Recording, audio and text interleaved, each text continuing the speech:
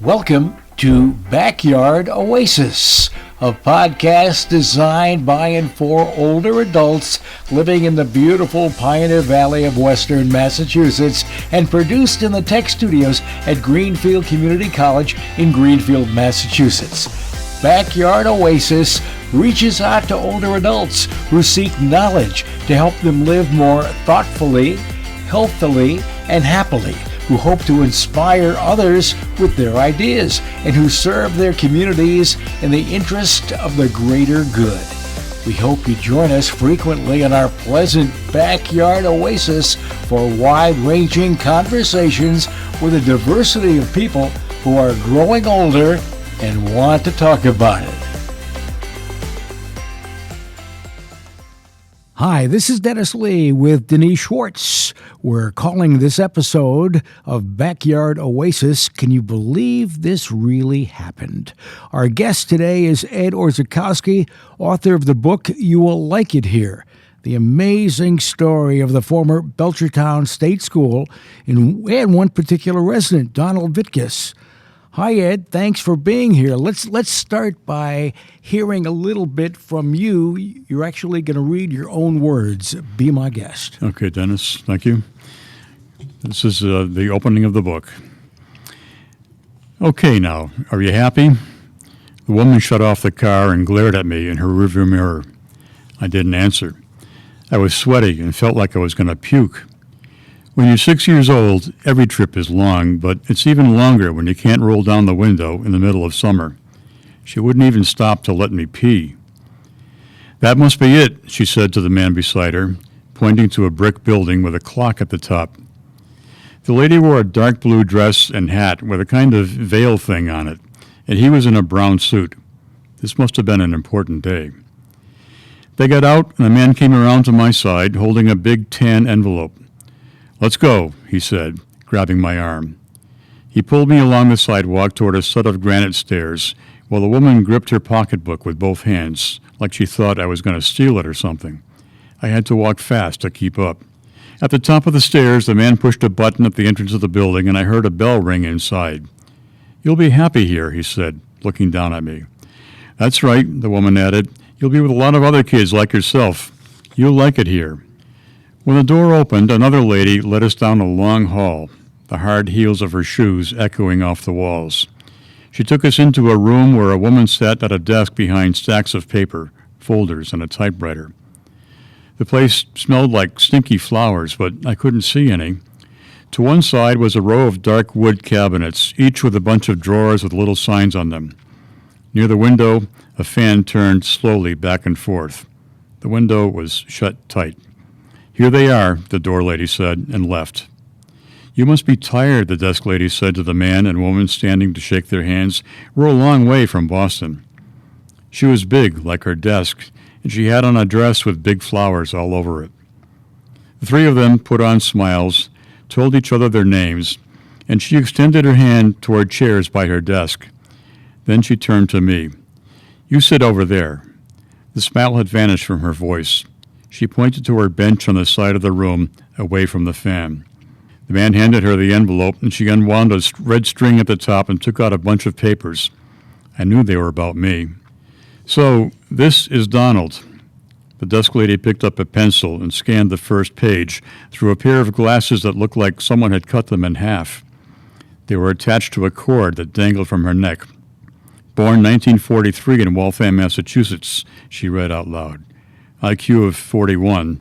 Moron." She leaned toward me, tilted her head, and examined me over those glasses. I didn't like the way she did that. And the stinky flower smell got even stronger. "You wouldn't guess, would you?" She scanned me up and down. "Look at that blonde hair, those bright hazel eyes. He looks normal enough." I gazed through the closed window at a building in the distance. It had bars on the windows. "Some of them just don't show it," she said, and resumed reading. "Grandfather below par mentally, alcoholic. That's a great combination, ain't it?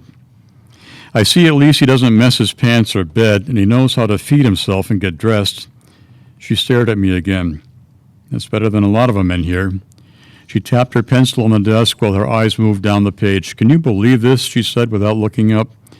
"On day child was born, Mother had worked all day, returned to rooming house, delivered self of child, walked down 2 flights of stairs to telephone former foster mother, who called ambulance. Mother committed to Lancaster. She handed a pen to the man and woman. They wrote something on a couple of papers while she picked up her phone. Elizabeth, tell Nursery 1 that we're bringing another one over. Right, number 3394. And she hung up. And that's the start of the book. You will really like it here. It's kind of difficult even to hear that it actually happened. You know, it seems like something in a bad movie. And how did you start, or how did you even think you wanted to write this book? Let me go back, because I was going to originally, before you were doing the reading, you were a school teacher, so that's your background. Right. Did you always want to write? Did you have a desire to write a book before this happened?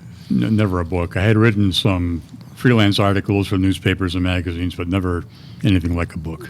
All right. So what happened that you decided to write a book? Well, I was assisting a man named Benjamin Ritchie, who was a professor at UMass, who had a son at Belchertown State School.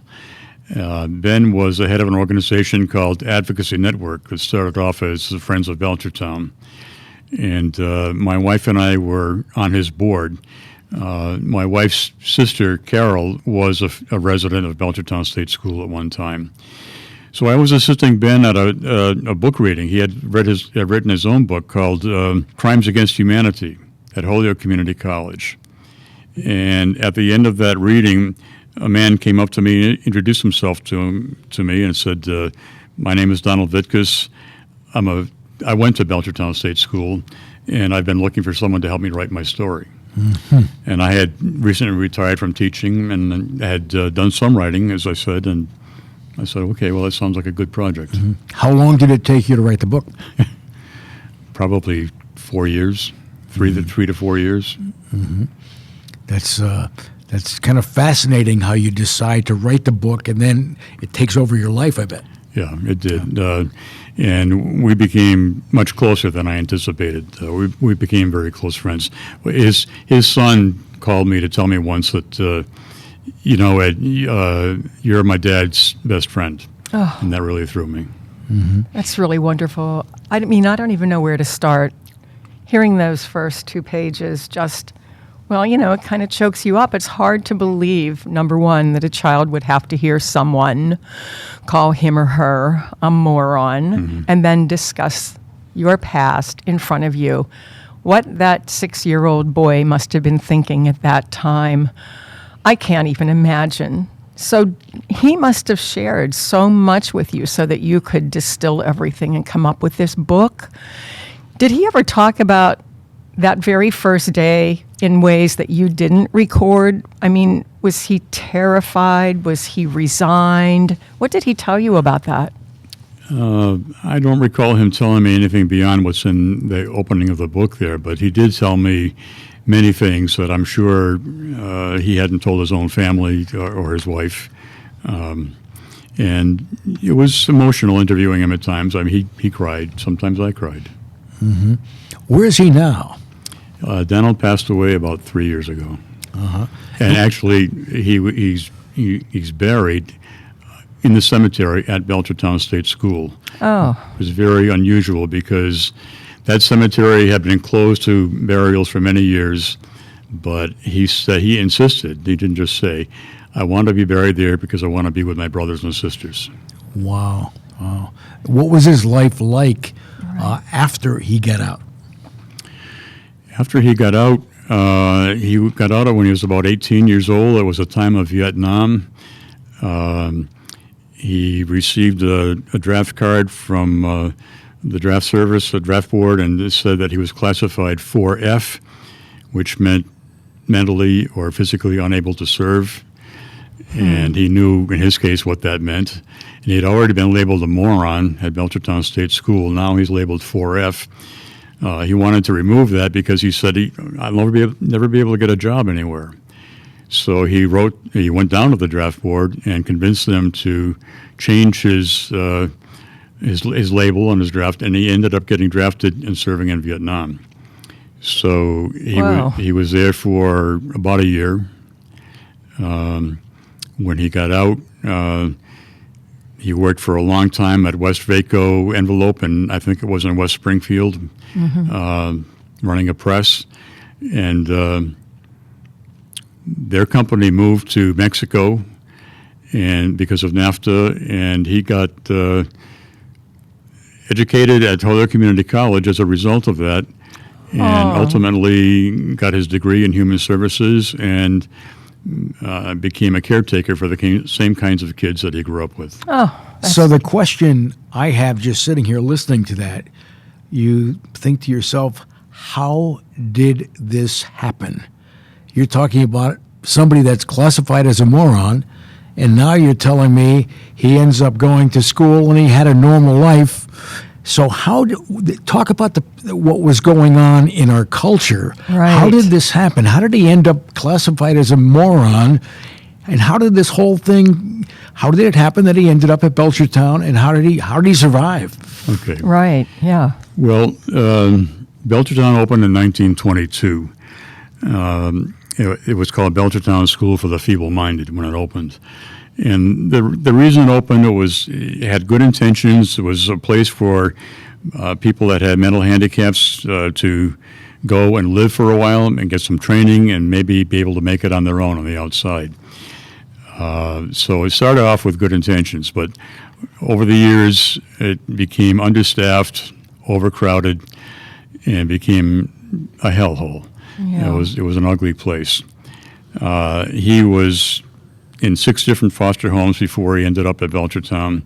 When he was 3 years old, he was tested and determined to have an IQ of 41, and that's how he got labeled a moron. Moron, imbecile, and idiot were 3 clinical labels according to your IQ. Now, is that unusual to be labeled at that young age? I thought it was unusual. Yeah, how accurate can an IQ test be at that age? 3, right. But he was told so often, so many times after he was at Belchertown that you're nothing but an idiot, a moron, a retard. He came to believe it. Wow. Did he believe that all of his life, or did he realize as time went on that he was pretty much okay?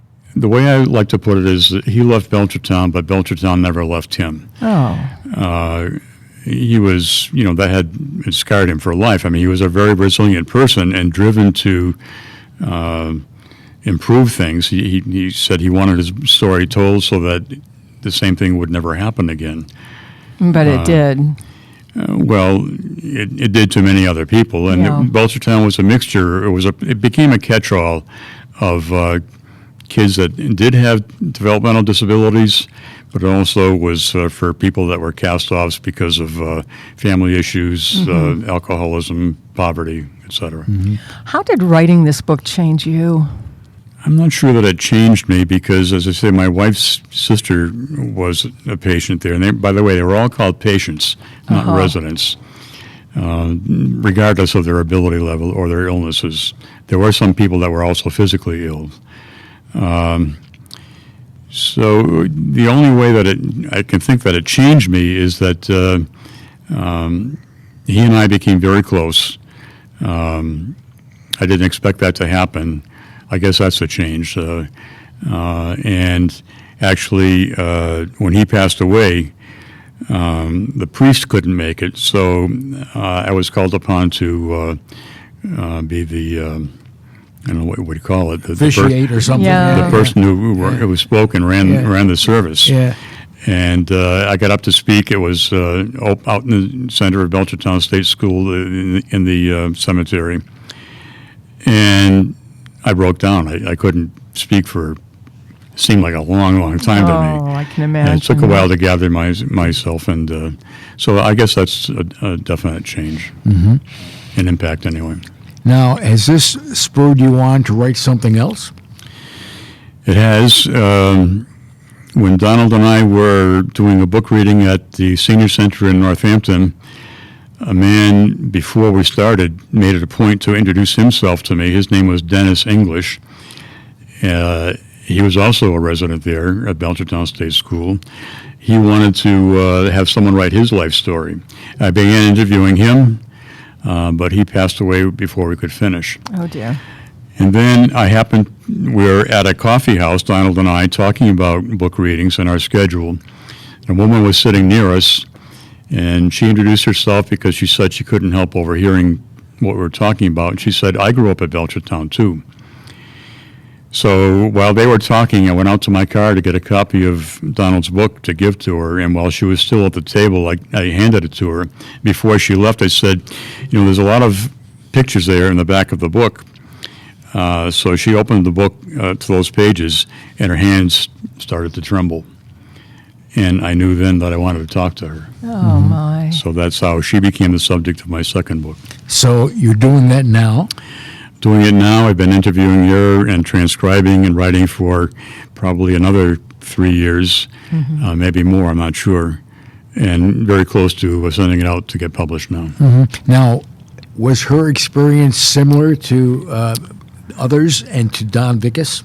In many ways, it was similar, but she was there 10 years after Donald, and the man that I mentioned before, Ben Ritchie, had spearheaded a class action lawsuit that brought some changes and improvements to not only Belchertown, but other places across the country. So while she was there, it started off pretty much the way it had been with Donald, but over the period of time when she was from 7 years old to almost 18 when she left, things improved somewhat. Do you know how? Can you mention how what some of the improvements were? The attendants were less abusive and neglectful. The place was cleaned up. It was a place where urine and feces was in the air all the time. It was a loud, raucous place. That improved. It wasn't perfect by any means, but it got better. And because she was really a normal kid, and put that in quotation marks, like Donald, the attendants began to confide in her and trust her. And I didn't tell you, her sister was also there at Belchertown State School. That's something that Darlene did not know before she was sent there. She didn't know she had brothers and sisters because she was also not brought up in her parents' home. So did she discover her sister while she was there? There was a meeting with a social worker and a woman that she didn't recognize when she was 7 years old. And this woman that she did not recognize told her, oh, Darlene, you have a sister there. Her name is Gail. Tell her I said hi. That's how she found out that she had any brothers and sisters. And it turned out that there were 14 in her family. Oh, my. That's just amazing. I don't even know what to say about this. It's so hard to imagine. Life is not always easy for people who have good starts in their lives, How do folks who were in that school and others like them, how do they manage? Do they constantly have to readjust? Do they find someone, maybe like you, who becomes a mentor and a good friend? Maybe being a good friend is even more important than being a mentor. How do they do it? I think they do it through determination and resilience. There were some attendants that were good people, and that's a point that when we do book readings, several people have come up to me and said, I used to work there, and there were good people there.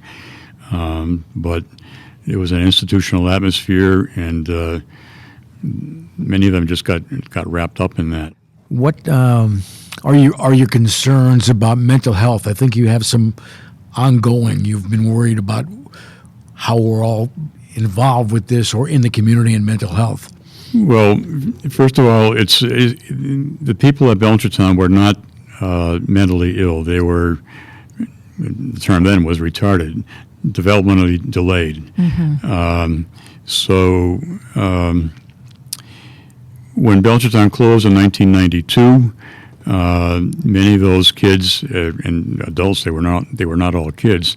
They were sent to might be called halfway homes, halfway houses, into the community, and in some cases they were run by the state. Still, very few of them now run by the state. Most of them are run by private contractors, and because there is little oversight, too many places for the department to keep track of, I think. Sometimes there is Little Belchertown conditions still. So conditions have improved a lot, but there definitely still are problems. So when do you think your book will actually be out? I hope to get it to a publisher soon, like before the end of this year, and be out sometime next year. When you're writing a book, how do you know what you're writing is good? I mean, do you have someone that you trust and says, "Nah, that doesn't work. That works"? Is it your wife? Is it a friend? What's the process? It's not my wife because it's too close to her. Her sister having been there. Right. Gail is my wife. She's never read this book because it's too difficult a subject for her. But I've been in several writers groups, and I get good feedback. We exchange comments about each other's writing. And I've taken several workshops and courses, but mostly it's through the writers groups. And so you're pretty confident of what you have when you send it to the publisher? Yeah. And do they make the decision whether they want the book, or do you know they're going to accept the book? How does that work? In this case, it was published by a local publisher, Levelers Press, which is part of Collective Copies in Amherst and the Florence section of Northampton. I gave the manuscript to Steve, who runs the place, and he approved it, and they went ahead with the publishing. So you're pretty confident that it's going to be okay, right? I think so, because this book, Donald's Story, turned out to be their best seller of all time. Wow, that's interesting. How many books did you sell? I'm not sure exactly, but it's a small press, 2,000 or 3,000. Wow. And you're happy with that? Do you feel like you accomplished what you wanted to when you wrote the book? Yeah, I'd like to have a bestseller, of course, but I'm happy with this. Yeah. Now I got to ask you: is there anything else that we didn't ask you? You know, we Denise and I were talking before this, and we talked on the phone a few weeks ago, but then we think this is something that most people would want, and we take notes and we do it. Then we think, but maybe there's something you want to tell us that we didn't think to ask. The only thing what comes to mind is that Belchertown closed in 1992 and is being redeveloped, and the same thing happens in places like this across the country. And the concern is that, as Darlene, the woman that I'm interviewing now, said, when all those old buildings are gone, it'll be like I never existed, like the place never existed, like this never happened, which was one reason why Donald wanted me to write his story. So there are still some of the residence halls left there. There's the administration building is still standing, and there's a woman that I know pretty well who's trying to get the administration building preserved and become a museum, so that it'll be a lasting monument to the people that live there. Now, the woman that you're writing the book about now, what is she doing? She lives actually within walking distance of me. She lives in Florence.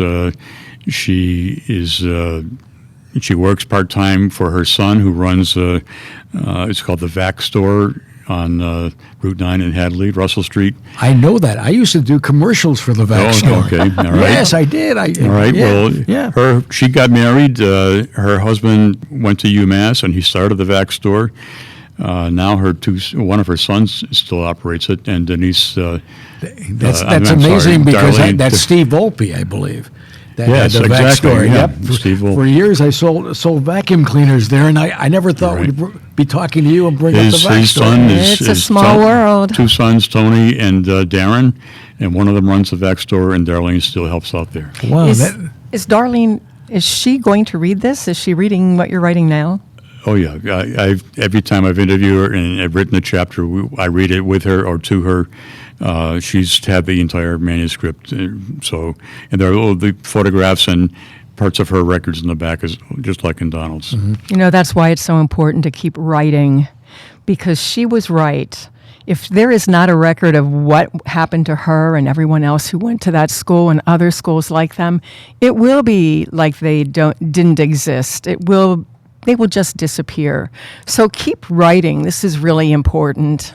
Do you think after this book, do you have another book? I don't have another book exactly. Well, I have some thoughts in mind. It'll be something different. It'll be a different subject. I wondered about that. Is this going to be your niche? Because I think it would take an emotional toll.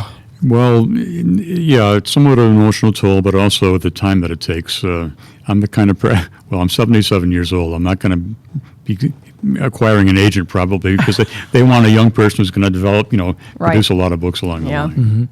Well, listen, we thank you for being here. You drove up from Florence. We are semi-neighbors, I think. I see you in a few places, and we say hi. And so that's how I ended up asking you to be here today. And I appreciate you driving up from Florence as we speak. It was in the rain, so thank you very much. And, of course, Ed Ozerski, thanks for being with us. And it's really an amazing story. The name of the book is You Will Like It Here. And if somebody hears this and says, I got to read that book, how do they get the book? The easiest way, it's available in the stores in collective copies in Amherst and in Florence, but it's also available on Amazon. It's also an ebook, and I've also recorded it as a audiobook. That's interesting because, and we should mention, I didn't mention this earlier, Ed did some radio. He did years ago. You were a newsman in Hartford, and as you can tell, he's got considerable resonance in his voice, and I bet you his audio book is pretty darn good. All right, I enjoy doing it. I appreciate that, Dan. Yeah, sure. Great to see you, Ed. Be well, and thank you so much for joining us for Backyard Oasis. Thank you. This concludes today's podcast. We're always looking for new ideas, so feel free to reach out to Judy Raper, Associate Dean of Community Engagement at Greenfield Community College at 413-775-1819 if you have an idea you'd love to share. Special thanks to the creators of Backyard Oasis, Denise Schwartz, Chad Fuller, Dennis Lee, and Christine Copeland. Have a great day.